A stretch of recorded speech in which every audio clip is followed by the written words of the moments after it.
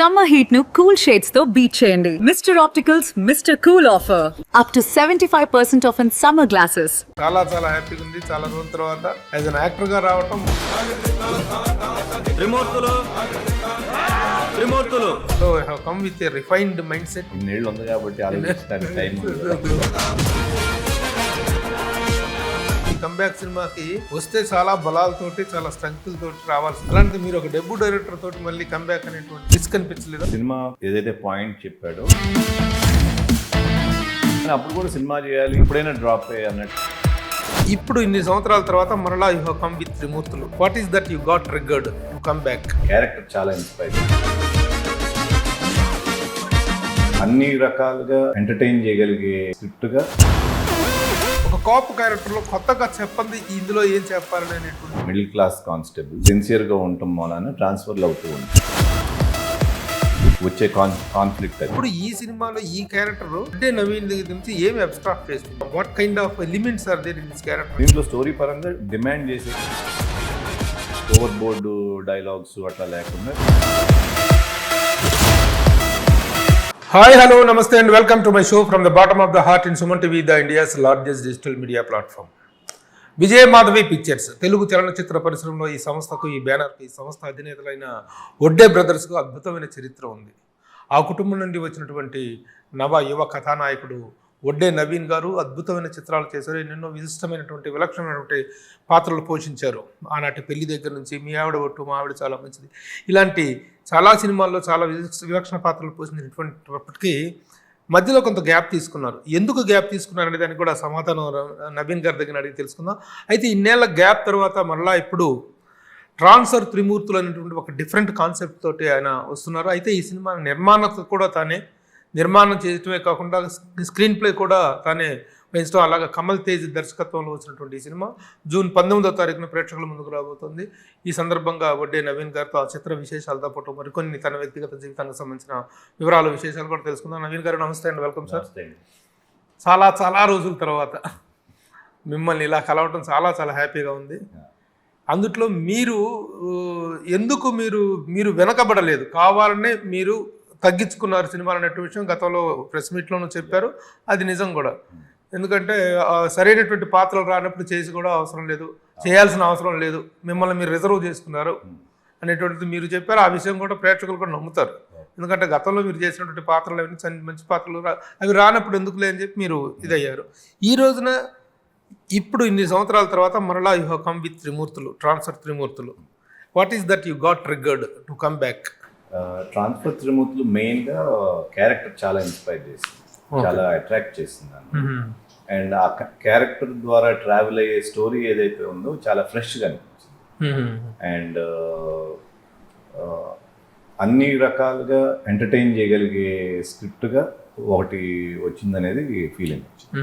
అందుకని ట్రాన్స్ఫర్ త్రిమూర్తులు చేయడం. Okay okay.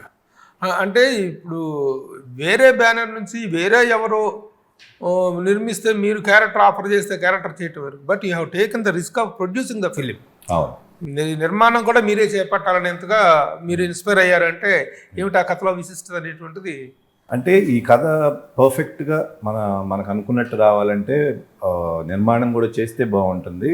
We would be able to do justification to the script అనే ఒక యాంగిల్లోనే నిర్మాణం కూడా చేయబడుతుంది. Okay okay okay. ఇప్పుడు బయట నిర్మాణాలు అయితే మళ్ళీ వాళ్ళ టేస్ట్కి కొంత చేయాల్సిన పరిస్థితి వస్తుంది, లేకపోతే వాళ్ళకి మన వేవ్ లెంత్ ఉండకపోవచ్చు. తప్పు కూడా కాదు కదా, అది వాళ్ళ వేవ్ లెంత్. కాబట్టి దీంట్లో ఏ మార్పులు లేకుండా ఒక కథ 1 year చేసుకున్నాం కాబట్టి ఇక మార్పు అనేది లేకుండా ఉన్న కథని యాజ్ ఇట్ ఈజ్గా తీయాలన్నది అనిపించింది. సో నేనే నిర్మాతని అయితే కరెక్ట్గా జస్టిఫై చేయగలుగుతానేమో అని చేశాను. ఈ ప్రాసెస్లో ఈ 10 years దాదాపు గ్యాప్, ఈ ప్రాసెస్లో మీరు ఎన్ని కథలు వినుంటారు? More than 200 వినుంటాను. 200 కథలు విన్నారు. Out of 200 you have selected this అంటే ఇక దీనికి ఎంత weight, story weight, content weight ఉందని అనిపించింది. ఇప్పుడు ఈ కాప్ క్యారెక్టర్స్ అనేటువంటి కొత్త కాదు, పోలీస్ వేషాలు అనేటువంటి కొన్ని వందల క్యారెక్టర్స్ వచ్చినాయి. అంటే ఒక కానిస్టేబుల్ క్యారెక్టర్ దగ్గర మొదలుకొని ఎస్పీలు డిఎస్పీలు దాకా కూడాను, ఏసీపీలు దాకా అందరు స్టార్స్ చేశారు. ఒక కాప్ క్యారెక్టర్లో కొత్తగా చెప్పండి ఇందులో ఏం చెప్పాలని అనేటువంటిది ఏముంది కొత్తగా చెప్పడానికి? కాప్ అనేటప్పటికి ఎక్కువగా ఎస్ఐ క్యారెక్టర్లు, ఎన్కౌంటర్ స్పెషలిస్టులు, లేకపోతే డైనమిక్ గా పోలీస్ ఆఫీసరు అట్లా జనరల్ గా ఉంటాయి. దీంట్లో పర్టికులర్గా నాకు ఏం నచ్చిందంటే ఒక అండర్ డాగ్ కానిస్టేబుల్, చిన్న స్థాయి కానిస్టేబుల్, ఒక కామన్ మిడిల్ క్లాస్ కానిస్టేబుల్ సిన్సియర్గా ఉండటం వలన ట్రాన్స్ఫర్లు అవుతూ ఉంటాయి. ఆ ట్రాన్స్ఫర్ నుంచి ఒక కాన్ఫ్లిక్ట్ ఏదైతే ఉందో అది కొత్తగా అనిపించింది. వచ్చే కాన్ఫ్లిక్ట్ అది యాక్చువల్గా కానిస్టేబుల్ అనగానే డ్యూటీ పరంగా కానీ దేని పరంగా కానీ కొన్ని లిమిటేషన్స్ ఉంటాయి. ఈ can't raise for each and everything. అది అతనికి అధికారాలు ఉండవు, ఒక నిస్సహాయమైన స్థితిలో ఉంటాడు కానిస్టేబుల్. అలాంటి నిస్సహాయమైనటువంటి పాత్ర నుండి ఒక ప్రేక్షకులు ఎంటర్టైన్ అయ్యే స్థాయిలో, ఎంగేజ్ అయ్యే స్థాయిలో ఉండాలంటే సీన్స్ చాలా బలంగా ఉండాలి. ఏమిటి వాటిలో కొన్ని సీన్స్ ఎక్కడ కరెక్ట్గా ట్రిగ్గర్ అయ్యారని చెప్పగలరా? మెయిన్గా కాన్ఫ్లిక్ట్ అనేది ఒక కేసుకి సంబంధించి ఉంటుంది. ఆ కేసు తన తాలూకా ఒక రిలేషన్షిప్ ఉంటుంది, ఆ కేసుకి రిలేట్ అయ్యేటట్టు ఉంటుంది. ఆ కేసును సాధించడం ఏదైతే ఉందో, ఆ ప్రాసెస్ ఏదైతే ఉందో చాలా ఇంట్రెస్టింగ్గా చెప్పాడు అనిపించింది కమల్. సో అందుకని తీసుకోవటం. జనరల్ కానిస్టేబుల్ అంటే సిస్టమ్ను ఫైట్ చేయటం ఇది ఉంటుంది కానీ, but it is a different kind of fight. Characters ఎప్పుడు కూడా police characters who fight against the odds అనేటువంటి క్యారెక్టర్స్ ఎప్పుడు కూడా అప్పర్ హ్యాండ్ గా ఉంటాయి. కానీ అండర్ డాగ్ క్యారెక్టరైజేషన్ ఉన్నప్పుడు కానిస్టేబుల్ క్యారెక్టర్ అండర్ డాగ్ చేయగలగాలి. అండర్ డాగ్ పర్ఫార్మెన్సా, అండర్ డాగ్ క్యారెక్టరైజేషన్ స్టార్టింగ్ అట్లా ఉంటుంది, స్లోగా కథ రైజ్ అయ్యే కొద్దికి కానిస్టేబుల్ కూడా రైజ్ అవుతుంది. ఆ క్యారెక్టర్ కూడా అలా హైట్స్ వెళ్తూ. ఓకే. డిపార్ట్మెంటల్ గా వచ్చేటువంటి అబ్స్టకల్స్, వారి తర్వాత వచ్చేటువంటి సమస్యలు అవన్నీ ఉంటాయి. సూపర్ వీళ్ళ superiors ego problems, superiors anti social ఉండేవాళ్ళు, అవన్నీ ఆర్డ్స్ అన్నమాట. ఆ ఆర్డ్స్ ఎలా దాటుకున్నాడు, how he he's planned, and ఒక చిన్న మైండ్ గేమ్ తో పాటు ఎట్లా వెళ్ళింది అనేది ఈ కథ. మీరు చెప్పిన కథ ప్రకారం, మీరు చెప్పిన దీని ప్రకారం, okay, this is the subject addressing the society and the police institution, police వ్యవస్థ మీద అడ్రస్ చేస్తుంది. But the same time cinema అంటే ఎంటర్టైన్మెంట్, సినిమా అంటే ఎంగేజ్డ్గా ఉండాలి, వినోదంగా ఎంగేజ్గా ఉండాలి. కాబట్టి మనం కమల్ తీసుకునేది ఏంటంటే ఎక్కడ కూడా వాట్ నెక్స్ట్ అనే ఒక టెంపో క్రియేట్ అయ్యేలాగా స్క్రీన్ ప్లే చేసుకున్నాడు కమల్. అంటే మేము కూడా కలిసి ట్రావెల్ చేసింది, 1 year స్క్రీన్ ప్లే చేసుకున్నాము. సో అది ఎంగేజింగ్ ఉంది. At the same time there is a humour. Trimurthulu ఈ ట్రాన్స్ఫర్లోనే ఒక హ్యూమర్ ఎలిమెంట్ ఉంటుంది. సో స్ప్రింకిల్ ఆఫ్ ఎంటర్టైన్మెంట్ ఉంటూనే ఫైట్స్, సాంగ్స్ అంటే కథను అడ్డుపడే సాంగ్స్ కాదు, కథను చెప్పే సాంగ్స్ లాగా ఉంటాయి. So that way I think we will be able to entertain him on. ఆ రోజున ప్రెస్ మీట్ లో కానీ, తర్వాత పోస్టర్స్ లో కానీ, ట్రైలర్స్ లో కానీ చూస్తుంటే మీ హీరోయిన్ చాలా అందంగా కనిపించింది. ఆ క్యారెక్టర్ ఏంటి, ఆ character how this stands as a support to your character? So heroine ఏంటంటే లక్ష్మి, ఆ క్యారెక్టర్ పేరు. త్రిమూర్తులకి వైఫ్ క్యారెక్టర్ అనమాట. సో తను కూడా మనం డిజైన్ చేసింది ఏంటంటే ఒక just heroine for the sake అనే కాకుండా, త్రిమూర్తులు ఇంటికి వెళ్తే త్రిమూర్తుల వాతావరణం ఎలా ఉంటుంది అని, ఒక మన తెలుగు ఇంటి వాతావరణంలో ఒక కానిస్టేబుల్ ఉంటే ఎలా ఉంటుందో అలా ఆవిడ లుక్ కానీ, ఆవిడ పర్ఫార్మెన్స్ కానీ డిజైన్ చేశాడు కమల్. సో ఆవిడ హౌస్ వైఫ్గా ఉంటూ త్రిమూర్తులు, మరి ఇన్ని ట్రాన్స్ఫర్లు అంటే ఏ వైఫ్ కన్నా చిరాకుగా ఉంటుంది కదా, ఆ చిరాకు ఉంటూనే కొంచెం సపోర్టివ్గా ఉంటుంది అనమాట. అట్లా మన డొమెస్టిక్ లైఫ్లో ఉన్నటువంటి మిడిల్ క్లాస్ లైఫ్ లో ఉన్నటువంటి చిన్న చిన్న స్వీట్ నాథింగ్స్ ఇట్లాంటివన్నీ ఉంటూనే అట్లా వెళ్తూ ఉంటుంది.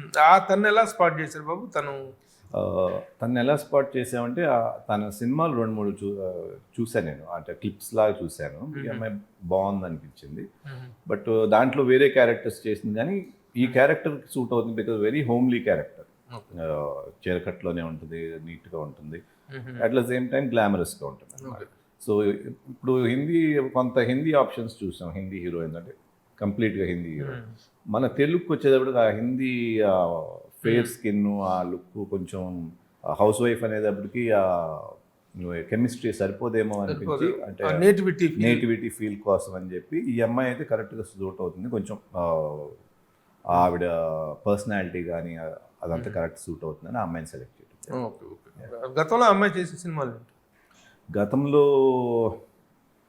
3 రోజెస్ సిరీస్ ఒకటి చేసింది. ఓకే. ఇంకా 2-3 సినిమాలు పోలీస్ ఆఫీసర్ క్యారెక్టర్ ఒకటి చేసింది. తెలుగు అమ్మాయి? తెలుగు అమ్మాయి, సౌత్ ఇండియన్?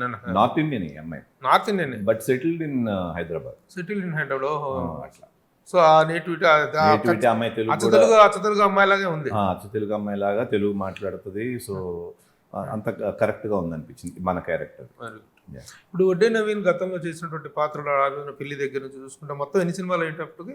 ఇప్పుడు 30 అయినాయి. ఇప్పుడు 30 సినిమాలు అండి కదా.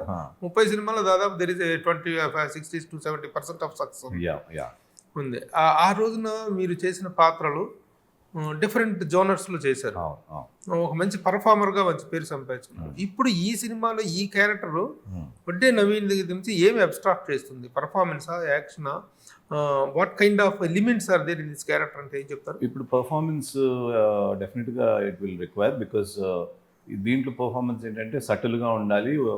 ఓవర్ బోర్డు డైలాగ్స్ అట్లా లేకుండా ఏదైతే మన సిస్టమ్ గురించి చెప్పినా లేకపోతే వాట్ ఎవర్ వీఆర్ ట్రావెలింగ్, ఆ ట్రావెల్ ఆఫ్ త్రిమూర్తులు ఉంటుందో అది హెవీ డైలాగ్స్ ఉండవు కానీ మంచి మీనింగ్ఫుల్ డైలాగ్స్ అన్నీ ఉంటాయి. At the same time what is new అంటే ద యాక్షన్ బ్లాక్స్. ఇదివరకు అన్ని యాక్షన్ బ్లాక్స్ కూడా నా సినిమాలో తక్కువ కదా, స్టోరీ పరంగా ఎక్కువ ఉండేది. దీంట్లో స్టోరీ పరంగా డిమాండ్ చేసే కాబట్టి ఆ యాక్షన్ బ్లాక్స్ కూడా సర్ప్రైజింగ్ ఎలిమెంట్. Very good. లేకపోతే యాక్షన్ ఎపిసోడ్స్ అనేటువంటివి కూడా ఇంపార్టెంట్. దీంట్లో చాలా యాక్షన్ ఎపిసోడ్స్ ఉండుంటాయి కూడా. ఆ ఎపిసోడ్స్ డిజైనింగ్ ఎలా జరిగింది? ఒక ఫైట్ మాస్టర్ ఎవరు చేశారు ఈ రోజున? ఎందుకంటే ఇలాంటి సినిమాల్లో వస్తున్నప్పుడు అంటే this is a perfect blend of the sentiment, action and performance అనేటువంటిది ఆల్రెడీ బ్రాండ్ అయింది. మొన్న చదువుకున్న ప్రెస్ మీట్తో అందరికీ ఒక క్లారిటీ వచ్చింది. ఆ యాక్షన్ సీక్వెన్స్ ఎలా డీల్ చేశారు? యాక్షన్ సీక్వెన్స్ 2 మాస్టర్లు డీల్ చేశారు. ఒక అతను సుబ్బు అనుకుంటా, ఇంకో అతను రాము అనుకుంటా. సో అది కూడా ఎట్లా ఉంటుందంటే ఒక కానిస్టేబుల్ కదా, సో ఎక్స్టెన్సివ్గా అవుట్ ఆఫ్ ది వే అంత తీసుకోలేడు కాబట్టి we planned it in a way that it will be only limited to his, అతని పరిధి ఉంది కదా, ఆ పరిధిలోనే యాక్షన్ బ్లాక్స్ ఉంటాయి. ఒకేసారి గన్నులు పెట్టి షూట్ చేయటము, కానిస్టేబుల్ ఉండవు కదా గన్నులు, సో లాఠీతోనే ఫైట్ ఉంటుంది. అతని పరిధిలోనే ఉంటుంది అనమాట ఫైట్స్ కూడా. సో అట్లా నీట్గా డిజైన్ చేశారు. హెవీ ఫైట్స్ కాదు, సిచ్యువేషన్ డిమాండ్ అయినప్పుడు కొంత ఫైట్ ఉంటుంది. అది కూడా మోస్ట్లీ ఫిజికలే ఉంటుంది, ఎందుకంటే కానిస్టేబుల్ పరిధిలో అవన్నీ ఉండవు కాబట్టి. అట్లా సినిమాకి ప్యాడింగ్ కూడా చాలా అవసరం. మీరు చాలా రోజుల తర్వాత రీఇంట్రడ్యూస్ అవుతున్నారు కాబట్టి మీతో పాటు ప్రజెంట్ ఇండస్ట్రీలో ఉన్నటువంటి నోటెడ్ పర్సనాలిటీస్, నోటెడ్ ఆర్టిస్టులు ఉండాలి. ఆ పాయింట్ ఆఫ్ వ్యూలో ప్యాడెడ్ వాల్యూ ఏంటి? ప్యాడింగ్ వాల్యూ ఏంటంటే ఎక్కడ కావాలో అక్కడ మన ఆర్టిస్టులను వేసాం. కొన్ని ఫ్రెష్గా ఉండటానికి కోసమని ఇద్దరు కొత్త ఆర్టిస్టులను పెట్టామన్నమాట. సో ఆ ఫ్రెష్నెస్ మెయింటైన్ చేయాలి, క్యారెక్టర్స్ కనపడాలి కానీ నాట్ ఆర్టిస్ట్ కంటే కూడా క్యారెక్టర్ డామినేట్ చేయాలనేది ప్లాన్ చేశాము. సో ఆ పరంగా రఘుబాబు గారు, శ్రీనివాస్ గారు, ఐఎస్ శ్రీనివాస్ గారు, ఇట్లా మా నాళ్ళు కొంతమంది ఫ్రెష్గా పెట్టింది. ఫ్రెష్ కాదు, ఆవిడ ముందు తెలుగులో చేసింది మా నాన్న అదే మన ఇతను సినిమా నాని సినిమాలో చేసింది శిల్ప అని, ఆవిడ మెయిన్ ప్రొటాగనిస్ట్గా పెట్టాము. వివేక్ అని కొత్త అతను అనమాట, ఇంకో ప్రొటాగనిస్ట్. సో ఇట్లా it was design more of character. Protagonist antagonist sorry negative character. Yeah. So protagonist మీరు ఉన్నారు కదా, అదే యాంటాగనిస్ట్. యా. సో ఇట్లా the whole thing was design looking at the characters అన్నమాట. Okay okay. తర్వాత టెక్నికల్ ఆస్పెక్ట్లో how do you certify the film? Technical ఆస్పెక్ట్లో ఎట్లా కేర్ తీసుకున్నామంటే ఇప్పుడు డిఓపి సైడ్ నుంచి కానీ, సౌండ్ కానీ, రీరికార్డింగ్ కానీ, మ్యూజిక్ సైడ్ కానీ, ఇప్పుడు వీళ్ళు కూడా 2-3 ఫిల్మ్స్ చేసినాడు కాబట్టి they put them self quite, they were given very valuable input. మీరు సినిమా చూస్తే రేపు you will see a clear picture, nice, దాని మూడుకు తగ్గట్టుగా ఉంటుంది. ఇది నథింగ్ వెరీ గ్లామరస్, బట్ ఆ tone of the film is set in a nice way. అలాగే రీ రికార్డింగ్ మ్యూజిక్ కానీ కళ్యాణ్ నాయక్ చేశాడు కళ్యాణ్ నాయక్ మ్యూజిక్. మ్యూజిక్. డిఓపినేమో కార్తిక్ సాయి చేశాడు. మ్యూజిక్ కనల్స్ very important. Very important. Songs ఎన్ని ఉంటున్నాయి? సాంగ్స్ 3 సాంగ్స్ ఉన్నాయి. ఫస్ట్ సాంగ్ ఏమో టాటా ట్రాన్స్ఫర్ త్రిమూర్తులు అని క్యారెక్టర్ని హీరో క్యారెక్టర్ని చెప్పే సాంగ్. సెకండ్దేమో హీరో హీరోయిన్ మధ్యన వాళ్ళ లవ్ ఎంత ఎస్టాబ్లిష్ చేయాలనే దానికి ఒక డ్యూయట్ సాంగ్ ఉంటుంది. అంటే ప్రీ మ్యారీడా ఆఫ్టర్ మ్యారీడా? After married. బిగినింగ్ మ్యారేజ్ అయ్యి భార్యాభర్త లవ్ ట్రాక్ అనేది లేదు. లవ్ ట్రాక్ లేదు కాబట్టి ఆ సాంగ్ పెట్టాలి. నాడిద్దరి మధ్యన లవ్ బాండింగ్ చూపిస్తాను. సో దీంట్లో వాళ్ళకి ఒక పాప కూడా ఉంటుంది. Family it's a family. ఆ ఫ్యామిలీ అట్మాస్ఫియర్ వీళ్ళిద్దరి మధ్యన బాండింగ్ చూపించడానికి ఆ సాంగ్. ఎందుకంటే తన సపోర్ట్ ఉంటుంది కదా ఇన్ని ట్రాన్స్ఫర్ల మీద. సో అది ఒక డ్యూయట్ ఉంటుంది. అండ్ ప్రీ క్లైమాక్స్లో ఒక స్పెషల్ సాంగ్ ఉంటుంది. అక్కడ ఏంటంటే ఆ పాయింట్లో కొంచెం సినిమా ఆగాల్సిన పరిస్థితి ఉందన్నమాట. Something like item song. So ఎవరు చేశారు ఐటమ్ సాంగ్?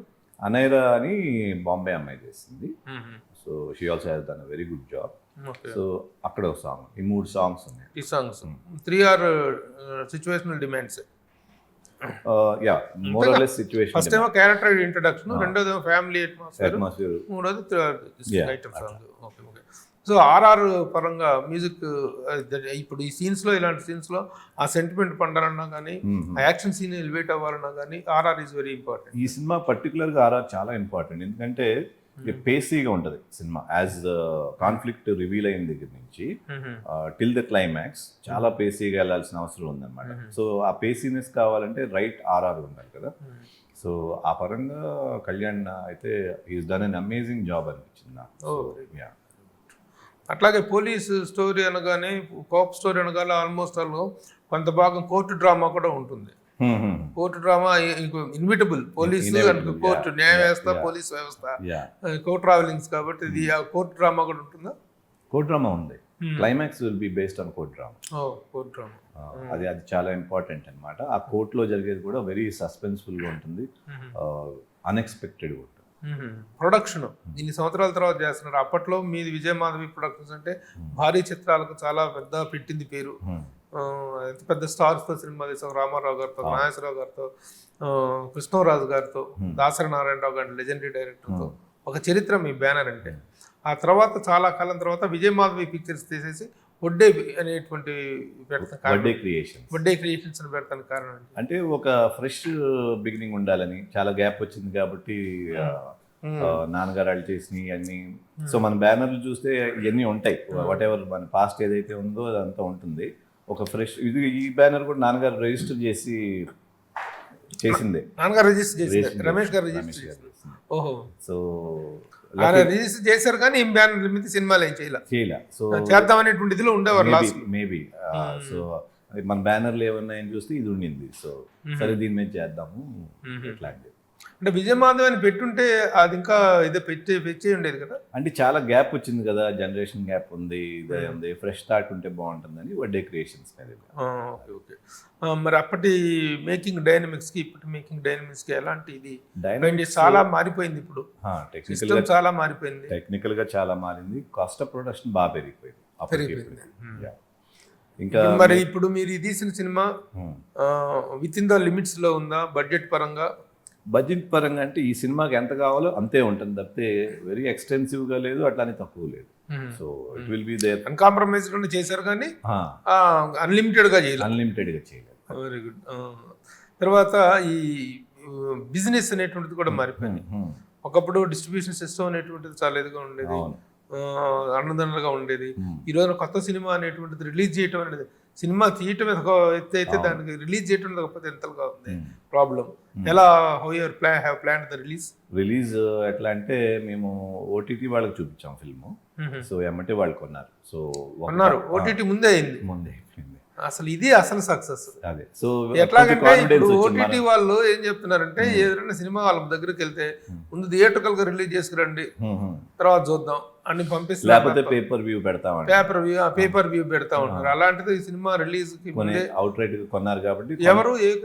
జీ వాళ్ళు జీ జీ వరల్డ్ కొన్నారు కాబట్టి కొంత రిలీఫ్ మన బడ్జెట్లో కొంత సెక్షన్ సేఫ్ అయినట్టు.